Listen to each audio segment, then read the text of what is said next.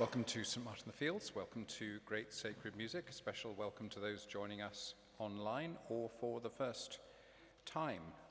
Round about the beginning of August each year, the Church celebrates the Feast of the Transfiguration. The Transfiguration is the occasion described halfway through each of the first three Gospels, Matthew, Mark and Luke, when Jesus appears on a mountain peak, traditionally associated with Mount Tabor, in the northeast of modern Israel-Palestine.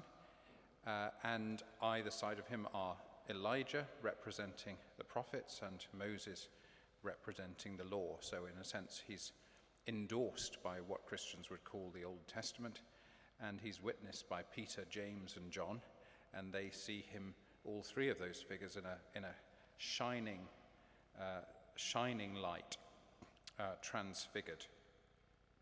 And this is a terrifying experience for them, because they see the closest that God has ever come to humanity, and the closest that humanity has ever come to God in the face of Jesus. And they recognize that this is the nature and destiny of humankind, and they're looking at face to face. So it's a powerful, profound moment that's kind of halfway between Jesus' baptism, which has some similarities, and Jesus' crucifixion and resurrection, which also has some similarities. So all of that means there's an awful lot of church music about the Transfiguration, and we're going to give you not quite all of it, but a good dose of it today. We're going to start, as we always do, at Great Sacred Music by singing a hymn together. If you'd like to take the sheets, the handouts in front of you. We're going to sing a hymn written by George Timms, who was the vicar of St Mary's Primrose Hill in North London for a while, and then eventually became Archdeacon of Hackney in the 1950s, I think. And this is his rendition of the story of the Transfiguration. We remain seated, the voices stand, and lead us as we sing, O Vision Blessed of Heavenly Light.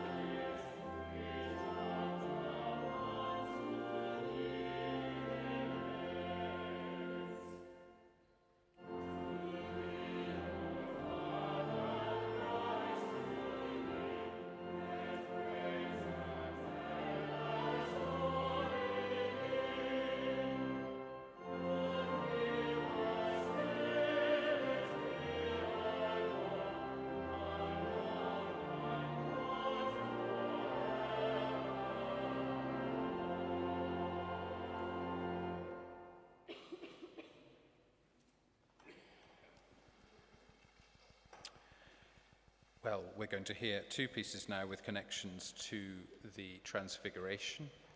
Transfiguration has so many themes associated with it, too many for a GSM, but one is glory, and we're going to hear a piece by Charles Wood called Glorious and Powerful God.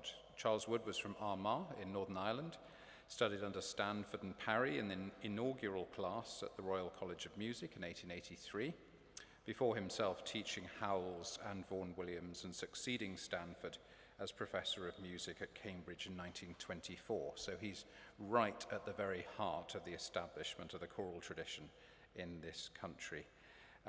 Glorious and Powerful God is a text about light, a text about seeing the face of God, a text about glory. Nobody knows who wrote it, but it was originally set by Orlando Gibbons in the early 17th century. It's been very much part of the canon of text since then. We're then going to hear a contrasting contemporary setting by Bob Chilcott of Be Thou My Vision, also a text about the face and about light and about glory. An 8th century hymn, often attributed to St. Dallan, in a 6th century translation, but known today because two Irish women, Mary Byrne and Eleanor Hull, both translated it and versified it at the very beginning of the 20th century, and it's now one of the best known hymns in the hymn book.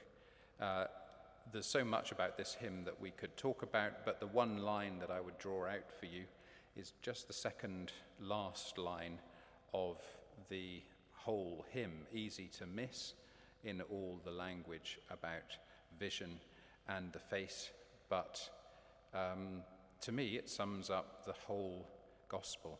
Heart of my own heart, whatever befall.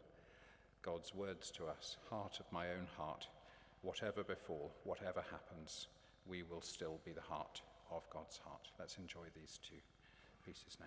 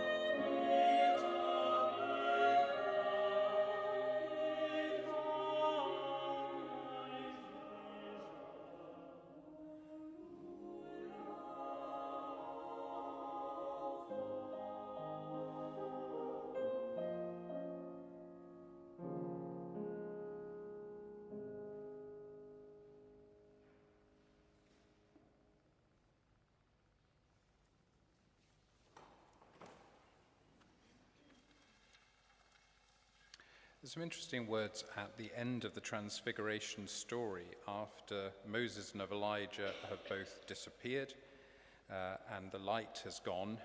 Then the disciples are cowering on the ground in fear, understandably. And then it says, "But Jesus came and touched them, saying, 'Get up and do not be afraid.'" So if you think about the four verbs in that sentence, he comes to the disciples, he touches them, he then speaks and says, "Get up," and then he encourages them to get up while still frightened, saying, "Do not be afraid." And if you think about those four actions, it's a microcosm of the whole gospel story. Jesus comes to us in his incarnation, he then touches us in his teaching and healing ministry, he then, in his cross and resurrection and the coming of the Spirit, he raises us up and clothes us with power and gives us reason not to be afraid. Whole gospel in just that single verse. We're now going to enjoy a composition by Ben Parry, best known as a conductor, currently director of the London Voices, but also no mean composer in his own right. And here he gives us a setting of the office hymn at Lord's for the feast of the Transfiguration. O Nata Lux, O light born of light.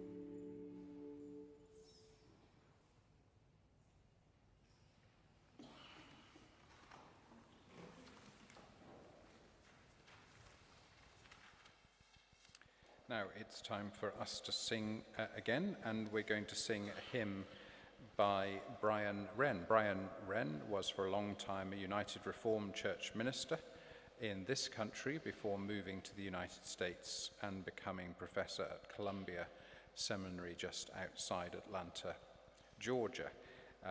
This hymn was written in 1977. I think he still writes hymns, but he's not like all of us, as young as he once was. But he is perhaps most distinguished by being one of the very earliest proponents of using inclusive language in hymns. It's something that we take very seriously here at St. Martin's, and we always have the concern about whether you change the words and potentially the meaning and the resonance of hymns, or if you leave them as they are and just concentrate on producing new hymns that have inclusive language, that don't use language of the male pronoun when you're referring to men and women, for example, and increasingly don't use the male pronoun alone when referring to God. Well, he was way out in front. He was doing this in the 1970s. So that's one of the most distinguished things about his record, and he's a great prolific contemporary hymn writer. So we're going to remain seated as the voices stand and lead us in another Transfiguration hymn, Jesus on the Mountain Peak.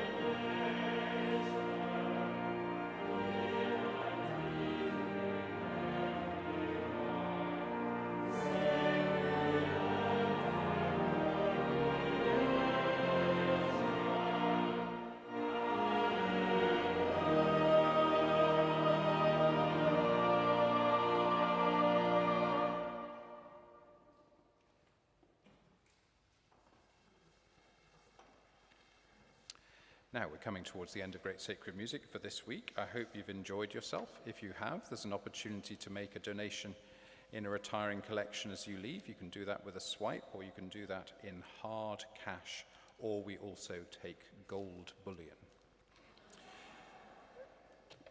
Now, next Sunday, coming up this Sunday, our sister program Choral Classics is at 3:15 on Sundays. That's going to have a program called Give Us the Wings of Faith, and next Thursday the theme of GSM is And Did Those Feet in Ancient Times.